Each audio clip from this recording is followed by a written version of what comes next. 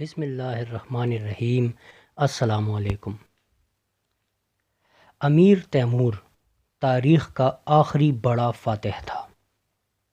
Uzbekistan کے اس غریب زادے نے دنیا کی سب سے بڑی فوج بنائی اور آدھی دنیا روند ڈالی۔ رائفل کا موجد بھی یہی تھا۔ تیموری رائفل میں تیر لوڈ ہوتے تھے، سپاہی ٹریگر دباتا تھا اور تیر فورس کے ساتھ دور جا گرتا تھا۔ آپ نے دیکھا ہوگا دنیا بھر کی رائفلوں کا دستہ لکڑی کا ہوتا ہے۔ لکڑی کا یہ دستہ امیر تیمور کی یادگار ہے۔ اس نے تیر پھینکنے والی رائفل میں لکڑی کا دستہ لگوایا تھا۔ یہ آج تک لگ رہا ہے۔ جنگ میں بارود اور بموں کا استعمال بھی امیر تیمور نے شروع کرایا تھا۔ یہ مٹی کی ہانڈی میں بارود بھرتا تھا۔ ہانڈی کی گردن میں رسی باندھی جاتی تھی اور وہ ہانڈی میں فتیلہ رکھ کر اسے آگ لگاتا تھا۔ سپاہی رسی پکڑ کر ہانڈی کو سر پر گھماتا تھا اور دشمن پر پھینک دیتا تھا اور دشمن زخمی ہو جاتا تھا۔ یہ بم کی ابتدائی شکل تھی۔ تیمور کے بعد بارود کی نئی قسمیں آئیں اور لوہے کے بم شروع ہو گئے، یہاں تک کہ 1867 میں الفریڈ نوبل نے ڈائنامائٹ ایجاد کر لیا۔ امیر تیمور 3 براعظموں کو اپنے قدموں میں روندنے والا آخری بادشاہ تھا۔ ماضی کے 58 اور موجودہ 27 ملک اس نے فتح کیے، پوری زندگی گھوڑے کی پیٹھ پر گزار دی اور تاریخ کے منہ پر ہمیشہ ہمیشہ کے لیے نقش ہو گیا۔ وہ علماء، شعراء اور ادباء کا بہت احترام کرتا تھا۔ وہ فتح کے بعد شہر کی اینٹ سے اینٹ بجا دیتا تھا، سر کاٹ کر ان کے مینار بناتا تھا اور آخر میں پورے شہر کو آگ لگا دیتا تھا۔ اس کی تلوار سے صرف علماء کرام کو پناہ ملتی تھی۔ اس کا حکم تھا کوئی فوجی، کوئی سپاہی کسی عالم کو ہاتھ نہیں لگائے گا۔ وہ آخر میں ان علماء کرام کے ساتھ مناظرہ کرتا تھا۔ یہ اس کی زندگی کی واحد انٹرٹینمنٹ ہوتی تھی۔ وہ اپنی پسند کے علماء کرام کو اپنے ساتھ رکھتا تھا اور علماء کے اس دستے میں ایک پادری بھی شامل ہوتا تھا۔ تیمور 18 فروری 1405 عیسوی کو چین جاتے ہوئے فرب کے مقام پر انتقال کر گیا، تو اس کی بائیوگرافی کے باقی حصے اسی پادری نے تحریر کیے تھے۔ پادری تیمور کے انتہائی قریب تھا، لہٰذا وہ اس سے ہر قسم کی بات کر لیتا تھا۔ پادری نے ایک دن تیمور سے پوچھا، آپ کی زندگی کا سب سے خوشگوار دن کون سا تھا؟ یہ سوال برق کی طرح تیمور پر گزرا اور اس نے ذرا سا سوچ کر دکھی لہجے میں جواب دیا، میں نے پوری زندگی ایک بھی دن سکھ اور خوشی کے ساتھ نہیں گزارا، پوری عمر بھاگ دوڑ اور جنگ و جدل میں گزار دی۔ یہ جواب پادری کے لیے حیران کن تھا، کیونکہ یہ الفاظ دنیا کے سب سے بڑے فاتح کے الفاظ تھے۔ یہ زندگی کا ایک پہلو تھا۔ آپ اب دوسرا پہلو ملاحظہ کیجیے۔ یہ ایک لڑکی کی کہانی ہے۔ لڑکی 1910 میں مقدونیہ کے شہر سکوپچی میں پیدا ہوئی تھی۔ یہ علاقہ اس وقت خلافت عثمانیہ کا حصہ تھا۔ وہ 18 سال اسی شہر میں رہی۔ پہلی جنگ عظیم کے بعد مقدونیہ سے آئرلینڈ اور پھر انڈیا آ گئی۔ کلکتہ اس کی منزل تھا۔ وہ کیتھولک تھی اور نن تھی۔ خود کو اللہ، عیسائیت اور انسانیت کی خدمت کے لیے وقف کر دیا تھا۔ انڈیا اس وقت غربت کی انتہا کو چھو رہا تھا۔ کلکتہ اس غربت کا خوفناک نمونہ تھا۔ رہی سہی کسر قحط، ٹی بی اور کوڑھ نے پوری کر دی تھی، لہٰذا شہر میں دور دور تک بیماری، قحط اور غربت کے انبار لگے تھے۔ وہ نوجوان تھی، لیکن غربت اور بیماری اس کے دل پر گری، اور اس نے اپنی باقی زندگی کلکتہ کے لیے وقف کر دی۔ کلکتہ اس کا مسکن بن گیا۔ وہ 1931 سے 1997 تک 66 سال تک کلکتہ میں رہی اور اپنے ہاتھوں سے دکھی انسانیت کے دکھ پہنچتی رہی۔ یہ ان 69 برسوں میں پوری دنیا میں مشہور ہو گئی۔ 1979 میں اسے نوبل پرائز بھی مل گیا اور یہ دنیا کے بااثر ترین لوگوں میں بھی شمار ہونے لگی۔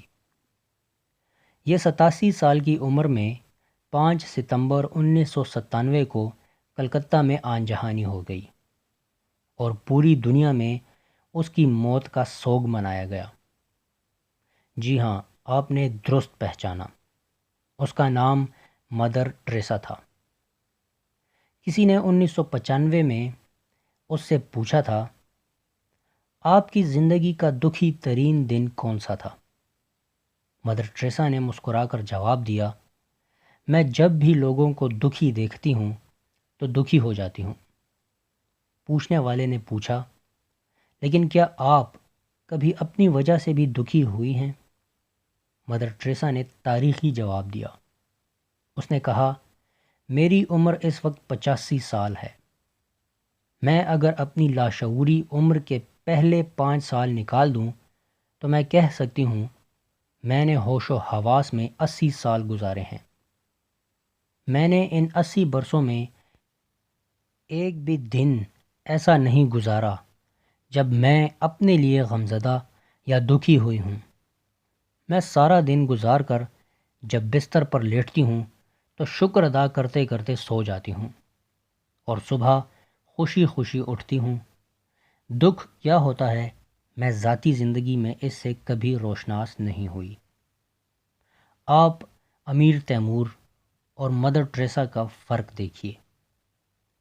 ایک دنیا کا سب سے بڑا فاتح تھا، لیکن اس نے 69 سال کی عمر تک خوشی کا ایک بھی دن نہیں گزارا، اور دوسری طرف ایک بے یار و مددگار عورت جس نے اپنی زندگی کے 66 سال اجنبی لوگوں میں گزار دیے تھے، مگر اسے ایک دن کے لیے بھی ملال، دکھ یا تکلیف کا احساس نہیں ہوا تھا۔ ان دونوں میں کیا فرق تھا؟ ان دونوں میں غرض اور بے غرضی کا فرق تھا، فتح اور خدمت کا فرق تھا۔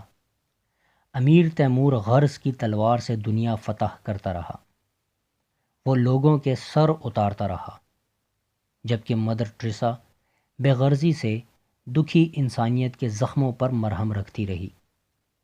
وہ روتی آنکھیں پونچھتی رہی اور جھکی گردنوں کو سہارا دیتی رہی۔ لہٰذا آخر میں امیر تیمور روتا سسکتا ہوا دنیا سے رخصت ہو گیا۔ اسے پوری زندگی خوشی کا ایک بھی دن نصیب نہیں ہوا، جبکہ مدر ٹریسا کے دل پر اپنے لیے دکھ کا ایک بھی سایہ نہیں اترا۔ وہ پوری زندگی خوش رہی۔ کیوں؟ وجہ صاف ظاہر تھی۔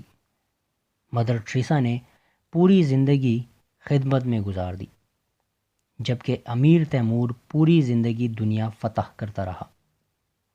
یہ فرق اور یہ وجہ ثابت کرتی ہے دنیا کو فتح کرنے کی خبط میں مبتلا لوگوں کے ہاتھ افسوس اور دکھ کے سوا کچھ نہیں آتا، جبکہ اپنی زندگی دنیا کی خدمت کے لیے وقف کرنے والے لوگ کبھی دکھی نہیں ہوتے۔ آپ کو یہ فرق آج بھی دکھائی دے گا۔ کرونا وائرس اور لاک ڈاؤن کے بعد دنیا واضح طور پر 2 حصوں میں تقسیم ہو گئی ہے۔ پہلی دنیا پریشان اور دکھی ہے، جبکہ دوسری دنیا مطمئن اور خوش ہے۔ آپ دائیں بائیں دیکھیں، آپ کو اس وقت دنیا کو فتح کرنے کی خبت میں مبتلا لوگ دکھی اور پریشان ملیں گے، کیونکہ ان کی ساری فتوحات لاک ڈاؤن ہو چکی ہیں۔ فیکٹریاں، کمپنیاں، دفتر، بازار، منڈیاں اور ویئر ہاؤسز بند ہو چکے ہیں۔ ملازم گھروں میں جا چھپے ہیں، گاڑیاں گیراجوں میں لاک ہیں، اور یہ خود موت کے خوف کی وجہ سے باہر جھانک تک نہیں رہے، جبکہ آپ کو لوگوں کی خدمت کرنے والے لوگ مطمئن اور خوش ملیں گے۔ کیوں؟ کیونکہ اللہ نے انہیں لوگوں کی خدمت کا موقع فراہم کر دیا ہے۔